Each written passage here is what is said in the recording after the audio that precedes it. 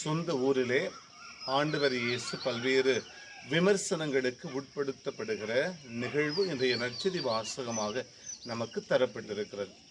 நமது மனித வாழ்வின் அன்றாட வாழ்வியல் சூழல்களிலே நாம் விமர்சிக்கப்படுகின்ற போது, விமர்சனங்களுக்கு உட்படுத்தப்படுகின்ற போது, ஆண்டவர் இயேசுவும் சொந்த ஊரிலே ஏற்றுக்கொள்ளப்பட முடியாமல் விமர்சனங்களுக்கு உட்படுத்தப்பட்டார் என்பதை நம்முடைய சிந்தனைகளிலே கொண்டு வருவது சாலச் சிறந்தது என்பதை இந்த நாளிலே நாம் கண்டுகொள்வோம்.